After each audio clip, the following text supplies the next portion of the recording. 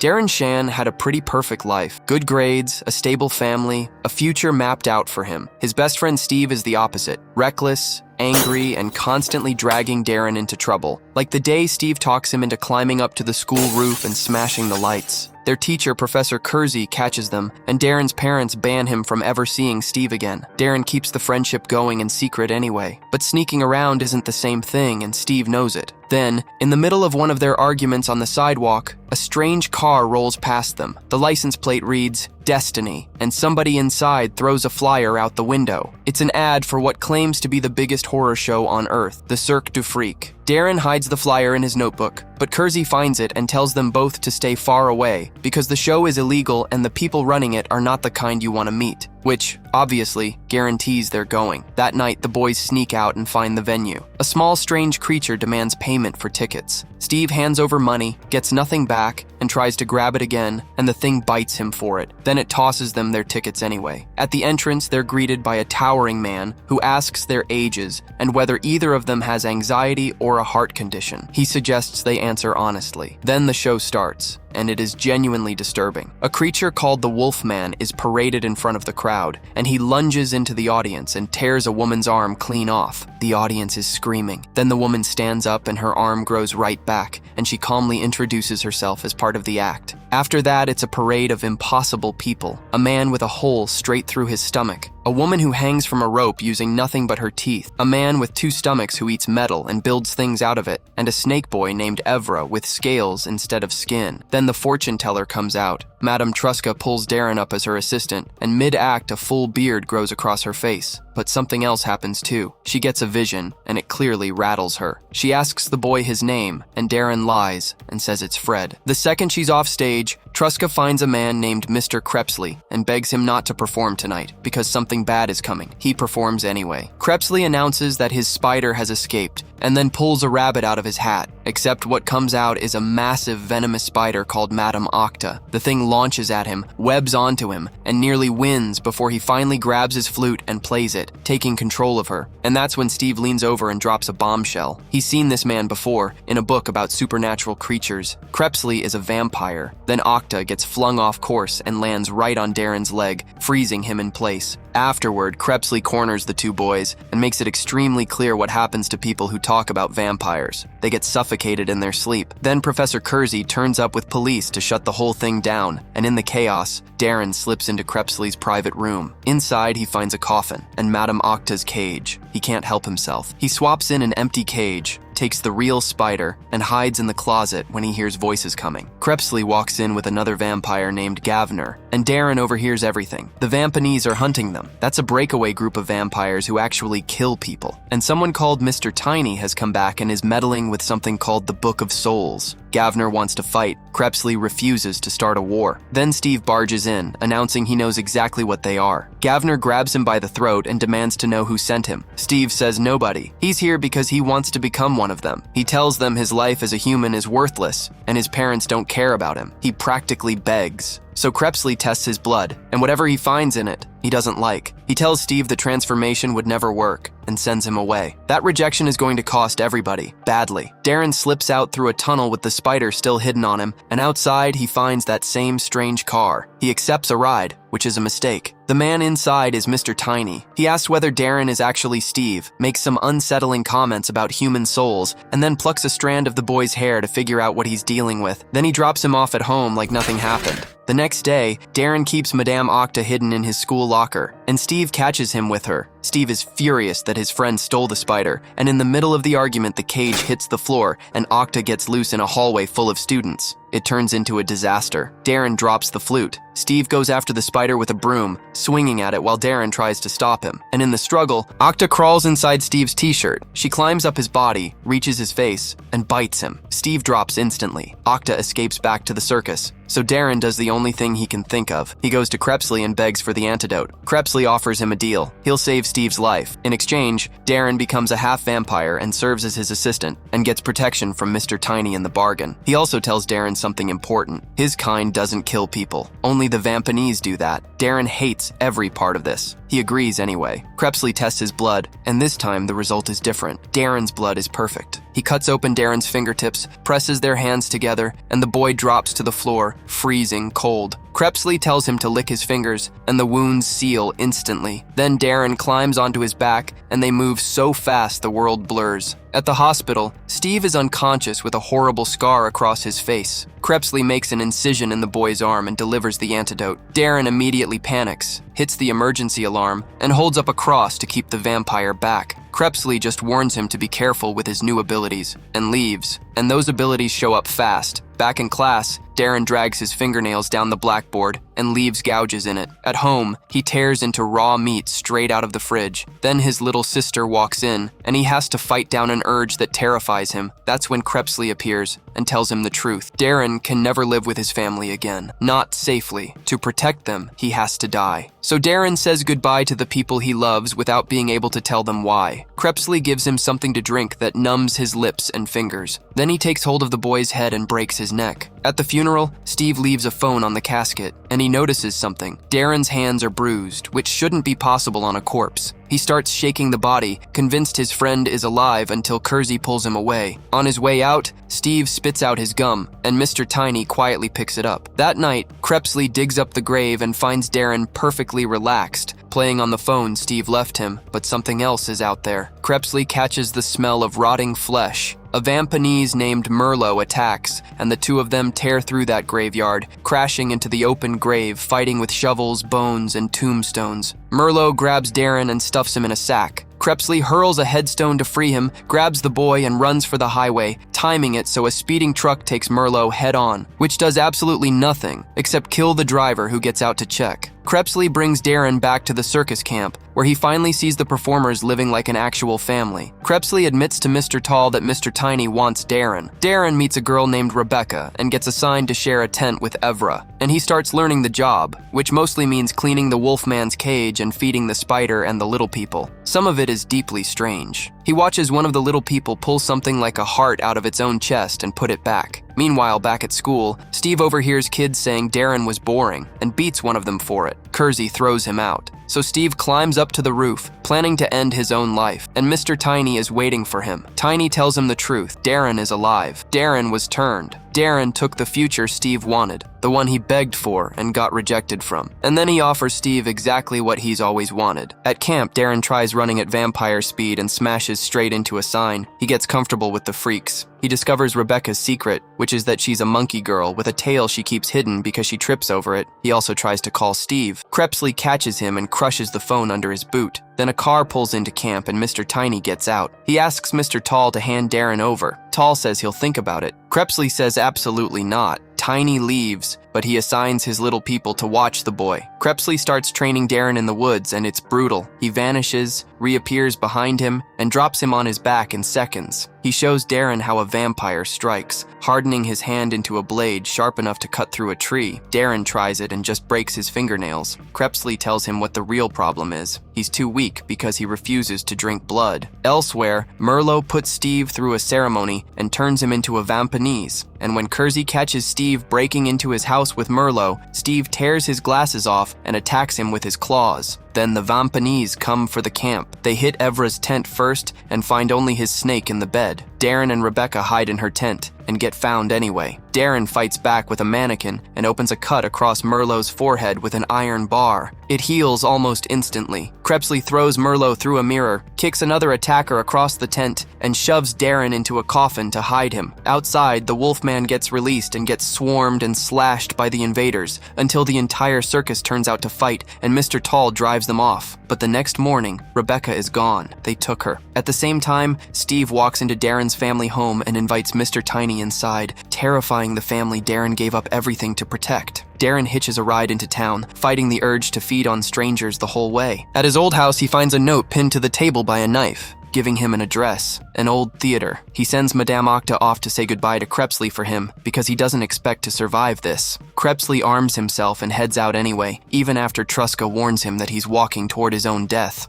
Inside the theater, Merlot is waiting. Rebecca is strung up by a rope, and Darren's entire family is there. Then Steve steps forward, presented as the one who's going to rule them all, and Merlot makes Darren an offer: feed on Rebecca, and his family walks free. Darren grabs the knife out of Steve's hand and goes straight at him, and gets thrown across the room for it. Then Crepsley arrives. Tiny actually clears the path for him because he wants to see how this ends. Crepsley throws Madame Octa at Steve's head and a knife at Merlot, and the two of them collide in a fight that's less martial arts and more two animals trying to kill each other. Merlot's tooth ends up buried in Crepsley's forehead. Steve stomps Madame Octa, but he doesn't notice Rebecca using her tail to work herself free. She drags Darren out of the fight and offers him her blood. Darren refuses. He's terrified that drinking it means losing whatever human part of him is left, and Rebecca gives him the line that turns the whole movie: what he is doesn't define him. What he does.